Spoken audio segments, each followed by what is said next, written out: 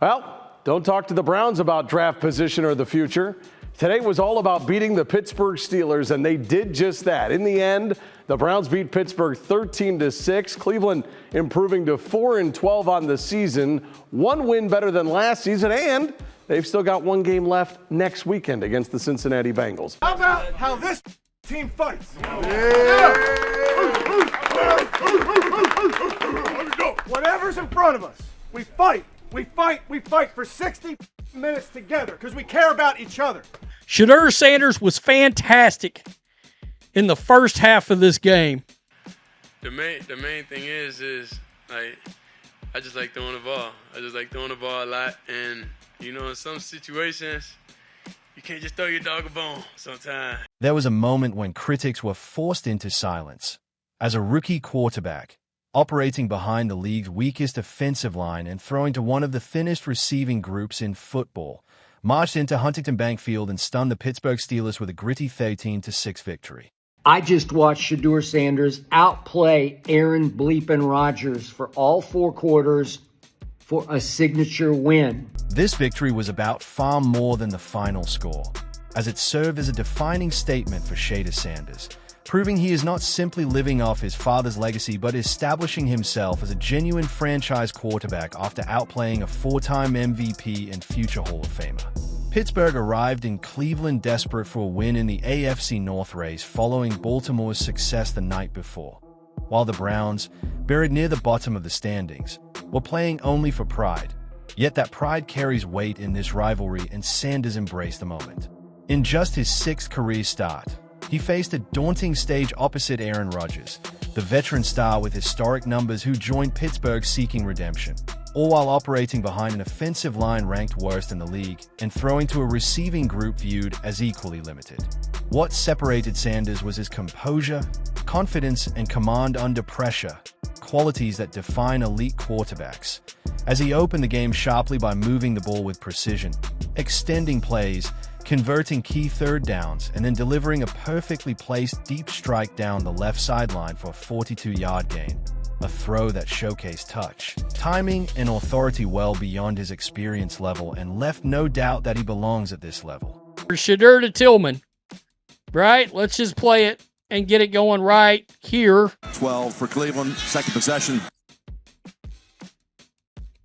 I mean, that's a hell of a pass. The decisive moment came with the play that sent shockwaves through the division, as Shedeur Sanders connected on a 28-yard touchdown pass to Harold Fannin Jr., his most trusted target and fellow rookie, placing the ball high and perfectly out of reach of the defense before Fannin secured it at the goal line and rolled in to give Cleveland a 10-0 lead. The stadium erupted as supporters witnessed something rarely seen in recent years, a young quarterback delivering in a defining moment. Yet the challenge only intensified when Fannin aggravated a groin injury on the same play and was forced out of the game. With his most reliable option suddenly gone, the situation became even tougher. But rather than faltering, Sanders stayed composed and continued to manage the game, even as mistakes crept in, including 2 interceptions and a difficult second half that reflected the growing pains of a rookie still learning at the highest level. Shedeur Sanders, the worst, maybe the worst throw of the year, the worst interception of the year right here. I don't know what he was thinking. He threw up an air ball, a pop-up. What are you doing? Why would you do that? What the box score and highlight packages fail to capture is the context of Shedeur Sanders' performance, as he completed 17 of 23 passes for 186 yards while facing one of the league's strongest defenses and constant pressure from a Steelers pass rush that repeatedly broke through a struggling offensive line. On the opposite sideline, Aaron Rodgers produced a far less effective outing, finishing 21 of 39 for 168 yards, struggling badly on key downs by converting just 3 of 15 third down attempts and failing on all 4 fourth down tries, a stark contrast that showed how the rookie delivered control and efficiency under duress while the veteran faltered when it mattered most. But Aaron went 21 of 39. Yikes. That means 18 incompletions against 21 completions. 18 incomplete for only 168. Cleveland's defense deserves enormous praise for setting the tone. Led by Devin Bush, the former Steelers first-round pick enjoying a redemption performance with 9 tackles, while UCLA rookie Mohamed Diabate matched him despite playing the entire second half on an injured ankle, and Grant Delpit added 8 more, as the defensive front relentlessly pressured Aaron Rodgers all afternoon, recording 2 sacks, forcing rush throws and never allowing him to settle even without a headline sack from Myles Garrett. Still, this game ultimately belonged to Shedeur Sanders, marking a defining moment in his young career as he silenced critics who doubted his ability to succeed at this level by outplaying a 4-time MVP in just his 6th start.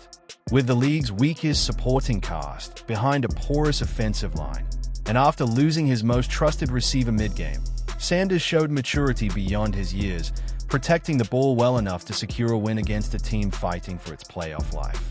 When compared to other rookie quarterbacks enjoying stronger situations, Sanders' achievement stands out even more, as he continues to produce results despite limited protection, minimal weapons, and constant pressure, proving he can win meaningful games against top-level opposition.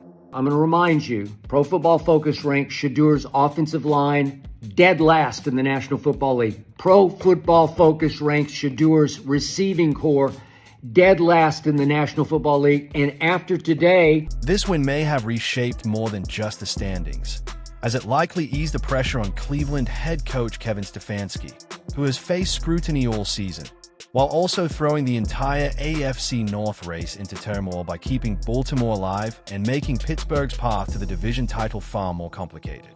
The result came down to a rookie quarterback who refused to be limited by his circumstances, and while analysts will focus on metrics, interceptions, and second-half struggles, anyone truly watching saw something more important: composure, intelligence, and command.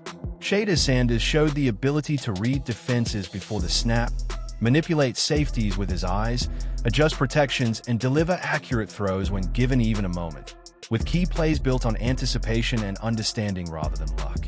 Yes, he made mistakes, including an ugly interception, but what separated him was his ability to recover, outplay a Hall of Fame opponent, and still guide his team to an upset victory under immense pressure.